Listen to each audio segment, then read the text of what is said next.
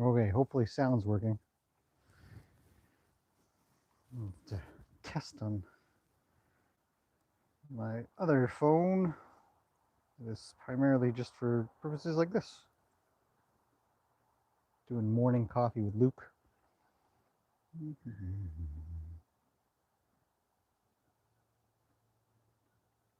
So let's see if it's not showing up in the list yet. No, can anybody hear me? Hello, Crystal. Can you hear me okay? I was going to test audio, but I can't find the video on my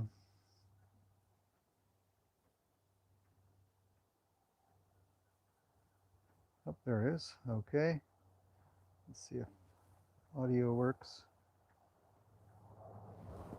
It does. Hey, all right. So what I've done is I've changed my audio to have a lapel mic. So last time I heard uh, that the audio wasn't very good. It was too quiet whenever I get farther away. So with a remote lapel mic, it should work quite fine. David's here. Hello, David, and Crystal, and Kathy, and Danielle's here. Good morning. It's noon there. It's just barely 9 here. Just 3 hours behind you, I guess. And Sue's here. Hello, Sue. So it's a little morning coffee with Luke. He's eating. David says he's just having his first coffee. Me too. Here with Luke. He's eating.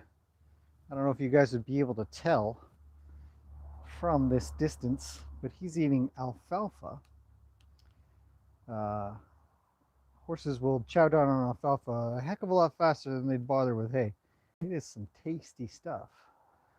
I don't usually give it very often because there's no real need for it around here. But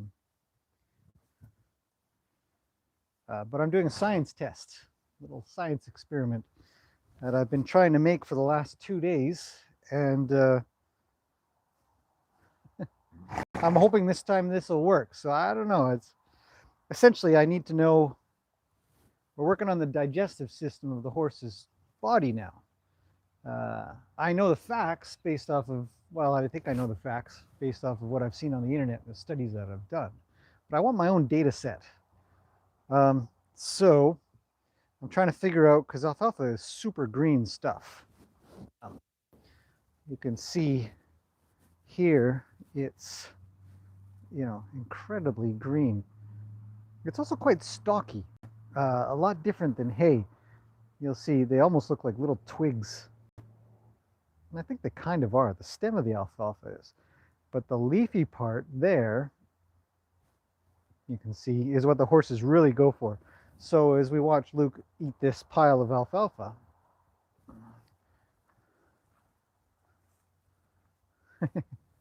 he'll be going for the leaves, the little leaves and stuff, far more than he would the stalks. So that's why he's sort of digging around a little bit here and leaving all these little bits. They'll all get eaten, but they get eaten second, sure, because the leaves are much tastier. So this should allow me to compare the just the normal brown hay poops, and I should get some pretty bright green alfalfa poops. Anyhow, that's it's in an upcoming video. So for now, a little bit of coffee, and I thought I'd do a little bit of Q&A because I have actually had a few pretty good questions coming through.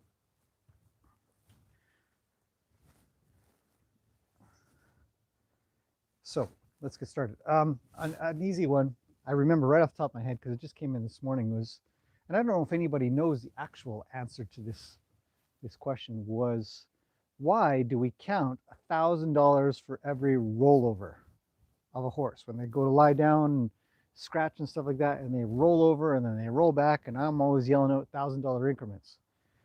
And the fact of the matter is, I actually don't know the answer, but so many people have done it that it stuck, and it became one of those things that you do. $1,000. I would imagine that it came from a long time ago, and maybe it showed how fit a horse was or something. People, or it was a betting thing, probably a gambling thing. My horse rolls over 5 times. $1,000 for every roll you owe me. I doubt they did thousands. Maybe $1. Anyhow, so I don't know where it came from. I don't know if anybody else does. I should probably check the screen here, see if anybody else knows the actual answer to that. But I just believe that it's from uh, uh, sort of the culture, the horse culture, like a lot of things that just sort of get passed down and live in the horse world in such a way that, like many things, don't really question it too much.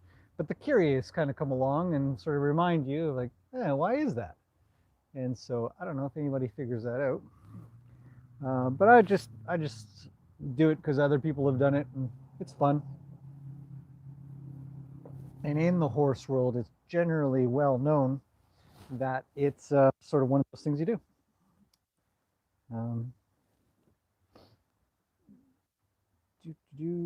Naomi's here. Hello, Naomi, and Brenda, and Debbie. Hello, Debbie. And Naomi says, don't have a clue. I heard, and I'm in the US, so it's been around. I thought it meant that the horse was sound. Yeah, that I believe that. I believe that. I really do. Horses that can't roll over, Ruth is a great example, but she's older and doesn't tend to do that kind of thing. Um, Compared to a young horse, which will roll all over the place. And stronger horses, I find, do that as well. They have more strength to do it. It most likely takes a lot to roll over. So a sound horse or a strong horse would make good sense. How many times they roll over? It rolls over 5 times. I'll give you $5,000. That's a strong horse to roll over that many times. It's like doing sit-ups or push-ups of some sorts. You know, it's a real exercise to get that done. So that makes sense to me. Danielle says, I was always told that an old man was going to sell his horse to a young boy. He's going to take 1 penny for every full roll the horse did. I think I've seen that story somewhere. It's kind of a cute story. Rue is the most expensive horse here, Brenda. It is true. So, yeah, I would. I mean, for practical or logical purposes, I would imagine it was through whether or not the horse was sound. Because yeah, functionally, if they have the enough momentum and strength to get up and over, then they're probably going to be pretty strong. So, anyways, I'm glad you enjoyed that video of the boys playing. They had a lot of energy. It was a lot of fun, and it was a lot of effort to keep them in frame. Good practice, though. That's a great coffee. I love mornings like this. It's actually quite quiet. I don't know if you guys would be able to hear Luke. I'm going to just make a little rustling here, so bear with me. Take off my microphone a little. It's got a long enough wire to it. If I can get close enough to him. And you'll hear him. And this is what I'm hearing.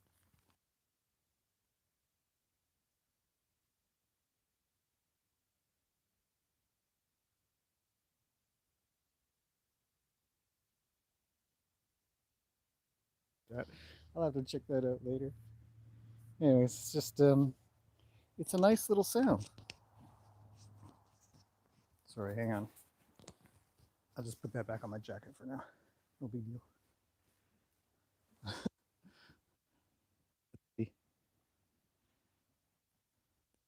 He's fine with so many things, but does he have an Achilles heel? Thing that'll make him, yeah, absolutely no, I'm out of here. That is that's an excellent question. Luke, what would be your Achilles heel? Um, that's a hard one to find. I've had him since he was 2 or 3, and we've done a lot of stuff. I would say if Luke had an Achilles heel, it might be that he likes his friends a lot. Um, and he will want to stay with them. So I recall a time that we went out and about to a park and separated off, and he started to get pretty worried and lose it a little bit. So I think that if there was anything that Luke struggles with, maybe is being away from his buddies.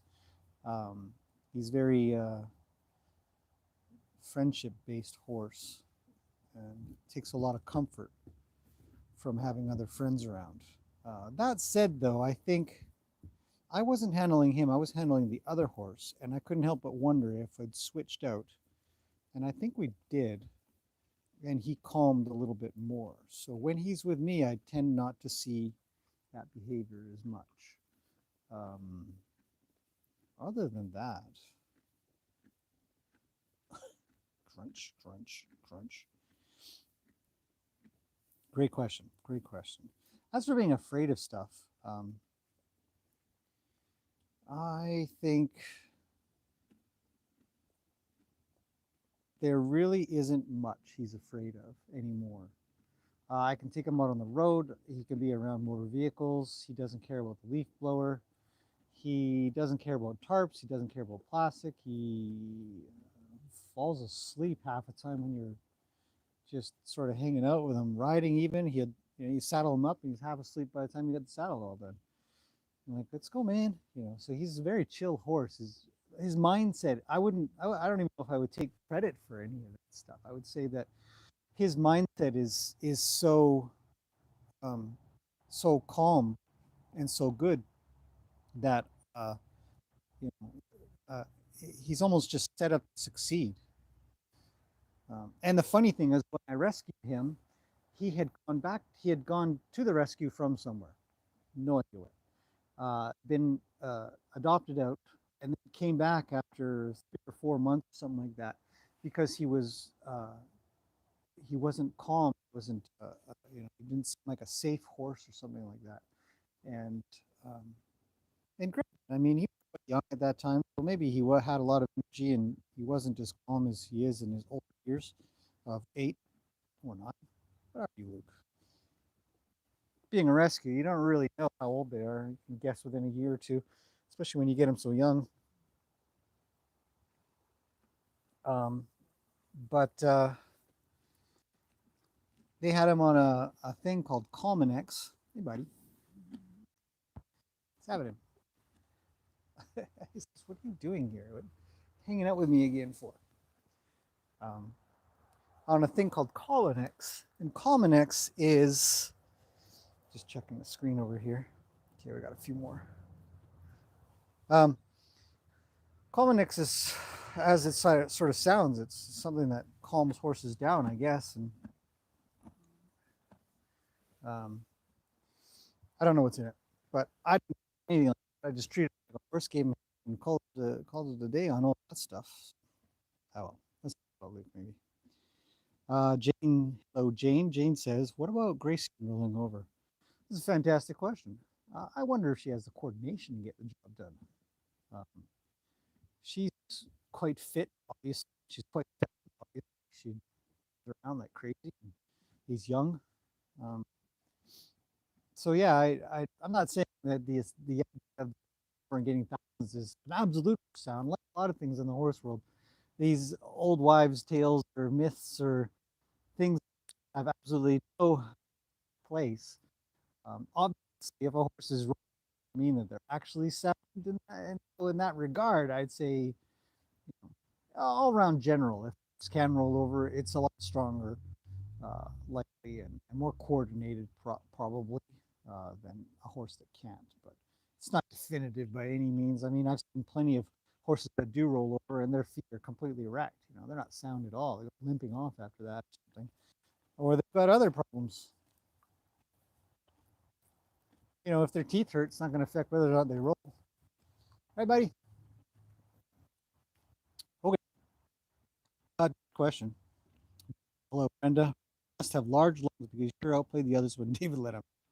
He's crazy. He was Olivia. Finally catching up this week. Good to catch a live chat. Fantastic. David is here. All right. Bridget, your email. I haven't got back to it just yet, but I actually maybe I can answer it a little bit if I recall it correctly. Um, a horse that has possibly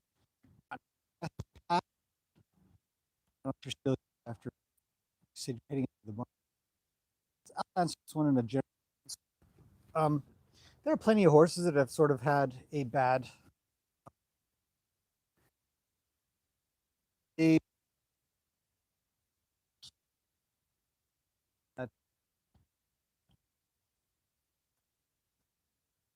and somebody who's been in a war with gunshots.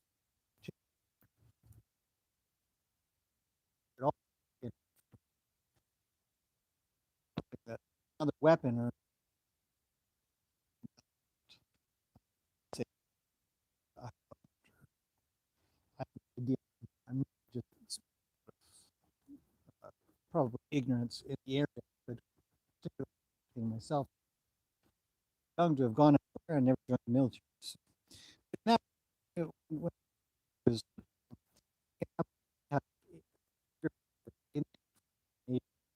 um, it's you couldn't touch their ears because they've had their ears uh, through twitches or something like that, and so there's the trigger. Uh, so getting past the trigger is going to be a lot about being diligent about working on those triggers. Gracie with the top of her head is a great example. And I think your example was something to do with a whip, I think, and how the um, horse reacts not much to anything else other than that, which is incredibly common. Plenty of times when I'll get a horse here, one of the first things I'll do is just see how do they react to this whip.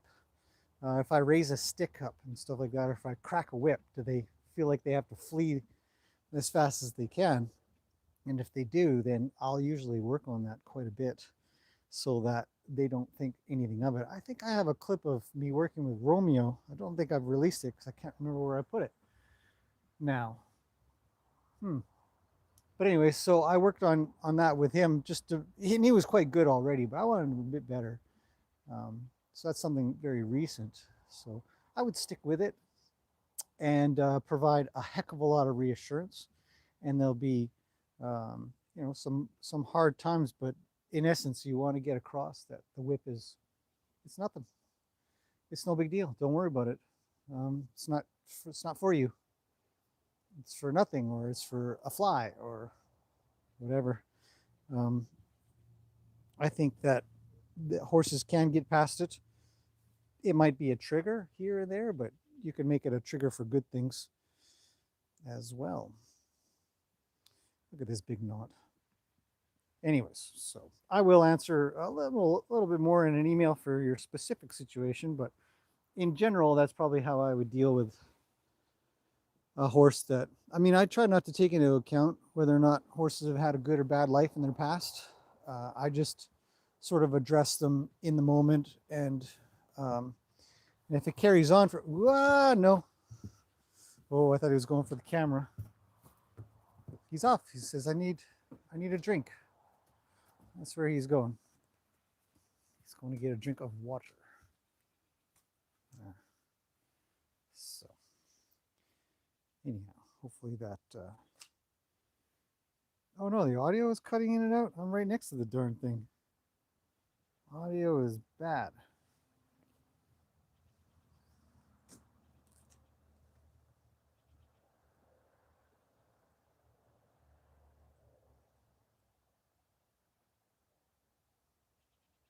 Okay, should I start again? Can you guys hear me okay now? What a waste, eh? This stupid audio.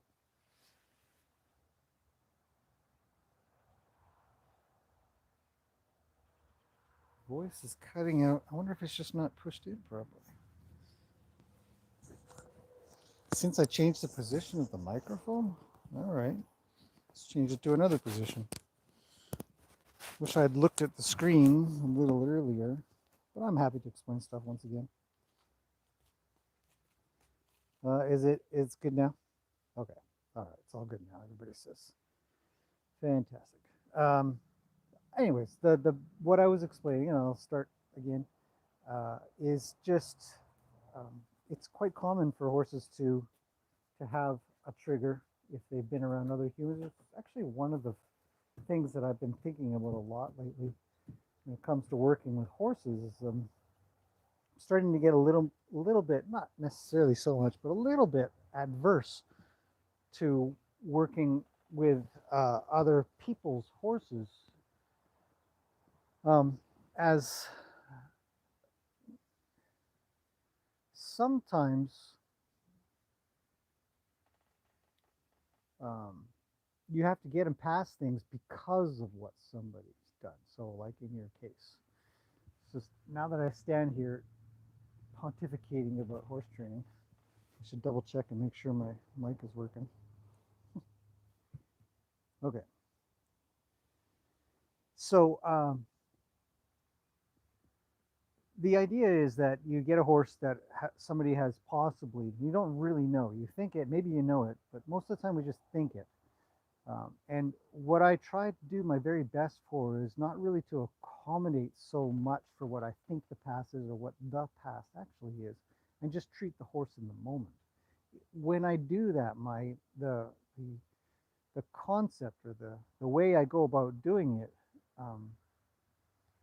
is becomes very just normal, methodical, and my intent won't be to be overly worried about a particular thing unless the horse itself in the moment particularly worries me.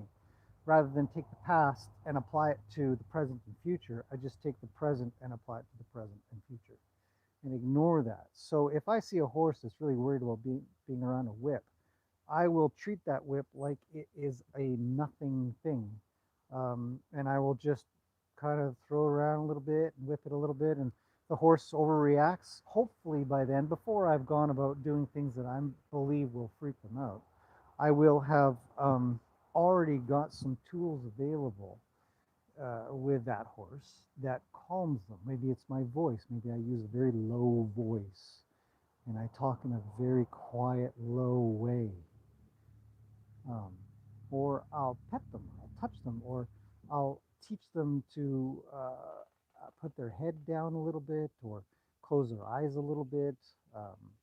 Things that are a little bit easier to work in a small space with, like the ears and the eyes or the mouth or the nose or the face or the stifle or uh, um, feet or something like that. I'll get those really good, and I'll use a tool. I'll use some kind of technique that allows me to calm them and for us to build these triggers, I guess you could call them, that bring them down rather than up, so that when I do bring them up through something that maybe they've had some trauma with, maybe they have some triggers with, I could then apply these patterns that trigger calmness. I never use food.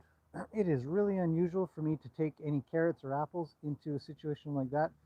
I don't find that eating has an effect on the brain for them for the situations that I'm going to be instigating for that type of training. It's turning into a bit of an advanced answer, isn't it? I thought I would just, my first answer was rather general and kind of boring in comparison to this one. Get better with age. I don't know if that makes any sense, but I would absolutely be working with the thing that they're worried about so that I can show them that it's just nothing. It's like working with tarps or some day-to-day stuff, driving a gator around or working the leaf blower or something like that. I don't want horses running around being silly. Calm down. It's a leaf blower. It's not going for you. It's not going to suck you up. It's not going to blow you away. It's not going to eat you. So what if it's noisy? And I'll just let them know with all intent. So sometimes if we take into the past that they've been burnt by a leaf blower or something like that. Like, well, I better not get too close to the horse with a leaf blower because they've been burnt. I don't really think about those kinds of things. Otherwise, it changes my intent. My intent literally is this thing will never hurt you, has never hurt you, cannot ever hurt you. And that's what I want you to take away from this. And hopefully I can give that impression because I can't do it through words. We just have to play charades with them.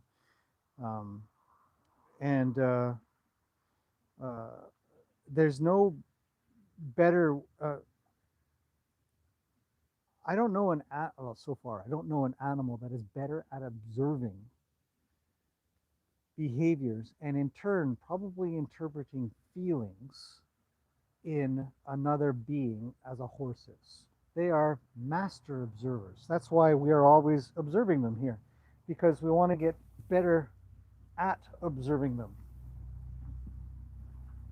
And the more practice that you can get at observing them, the more theoretically, the better you can get at working around them due to a higher awareness. Oh, yeah? Take that, sucker.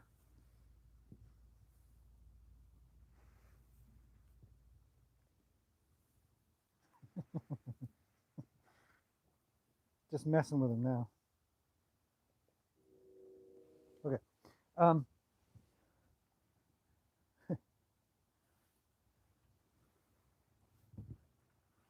Just eat the twigs, man. Eat the twigs. A little bit of fiber in your body. Just trying to get to all the little leaves. It's alfalfa, right? Anybody who just came in later into this live stream, the alfalfa is here because I'm doing a science test. It's a little experiment. That video should be out in a day or two, I hope, along with the alfalfa. Ha ha ha. He's making great progress with the experiment. He is. Okay, so back to working with horses that can't handle stuff. My intent or my feelings or the way I would go about it, I try so hard. Sometimes, I mean, that sounds dramatic. I have always tried to really concentrate on giving an absolute impression of how little some kind of thing is. But so say for example, I've got a barrel or I've got the camera and I don't want them to touch the camera. That also I will, have an exaggeration, or maybe it's legit because I don't want them to break the camera. Feeling and intent and a louder voice, and I will stand up and I will do something. Same way that I would probably deal with tarps and whips and sticks and chains and tying them and all kinds of things that horses freak out about. I will be doing my very best to just stand there like I've watched other horses do with horses and look at them like, what's your problem, man? There's nothing going on here. Calm down. And they'll look around, I believe. They look around and they're like, yeah, that guy's not freaking out. That guy's not freaking out. That girl, and then they think maybe I'm okay.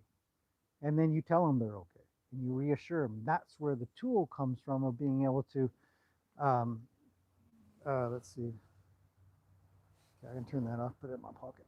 But if I were to look, I'll give you an example. If I were to ask him, oh, thanks, buddy.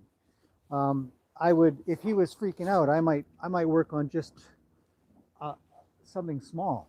What do you? There's nothing there. I would just work on little things. Of course, he's a terrible example right now. And have him. I might even have. He's going to put his head down for the food right now. But I would do that. I would think about how can I get them to. And there's some science behind some of the ways that you can calm a horse.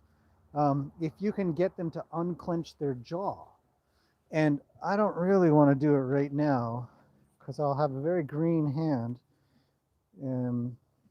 so I'm not.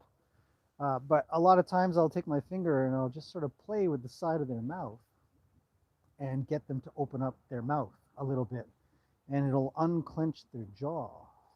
And it's sort of like a break in the thought process, I believe.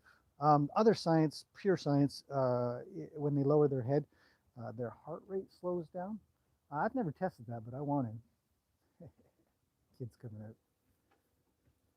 And so a lowering of the head will calm them down.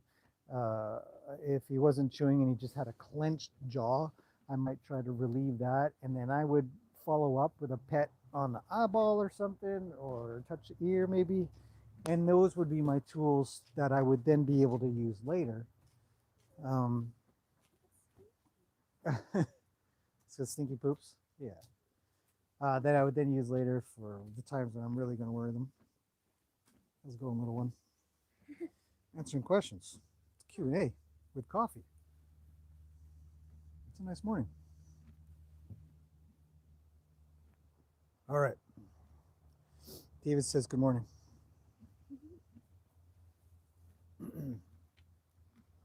Okay. So hopefully that helps. That actually might answer your question. I don't have to get back to you in an email.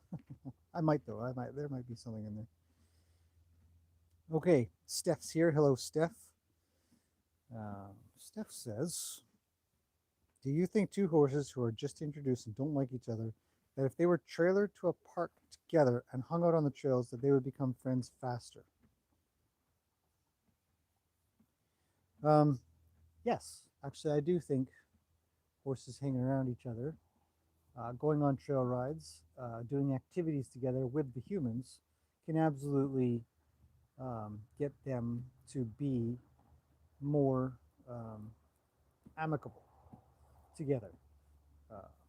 I would probably try to work on other little things, like maybe they're worried about food or something like that, or some kind of competition. But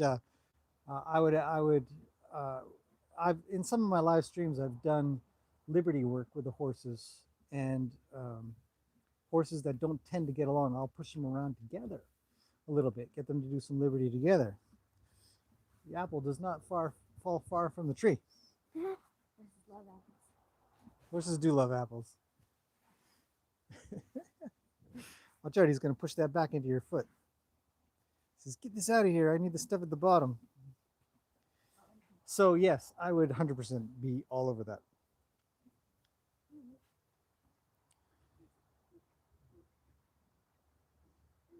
All right.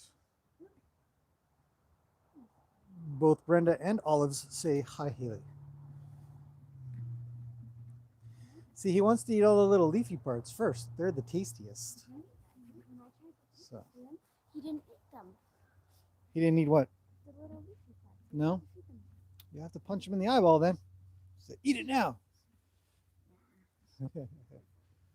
Anyhow, so that'd probably be about it, actually. We do have things to do, don't we? We're very busy. Somebody's starting up a little tiny company. Somebody. Should we? I'll show everybody the logo. We've got a brand new logo for a little tiny company that makes. What do you make? Can't remember now. Stuff. Stuff. Yeah. But the website isn't open yet. Website's not open yet. That's true. So, for anybody that's gonna care, very cool, super stuff. There you go. So that's what we got to do today, don't we? We're very busy bees. Yes, we gotta go with the website and Yeah, we got lots to do. So, a little bit of coffee. My coffee is just at the very end, and it's kind of cold. I don't have It's about 2 degrees Celsius today. Beautiful day though. the pool's frozen a little. Pool's frozen a little. Yeah, it was -1 or 2 Celsius here overnight. It's a little chilly. Anyhow, so hopefully that has been kind of interesting. Brenda says you're growing up fast, and you're a pretty girl. I agree with that 100%, both on the growing up fast and being pretty. Danielle says, I agree with the trail rides to bond. That's how we introduce ours to rescue horses. Yeah, I agree 100%. And it doesn't just have to be trail rides. You can just do liberty as long as you are the the team driver, I guess you could say. So there's liberty work that I've done, where a horse will try to escape the group, and it's up to you to bring them in. And I've watched horses do this very confidently, very precisely, and I find that stuff fascinating. So that's what I want to be. I want to be sort of the leader not a boss per se, but definitely a leader of a herd and say, everybody stick together. No. Leave it, you goofball. Anyhow, so that's Martine is here. Hello, Martine. We're just finishing up. We're going to get on with a few things we have to get on with today, but it's been fantastic having everybody here. Sorry about the audio issues partway in there. Hopefully that answers. That was actually a great opportunity to answer a really good question. Working with horses that have been maybe poorly treated in their past. Patience, kindness, softness. A lot of pets. A lot of pets. So. Find them a good girl or good boy. Yeah. Okay, that's it, everybody. We're gonna shuffle on with our day. Thanks for coming in and joining us on this, and we'll see you guys in the next one.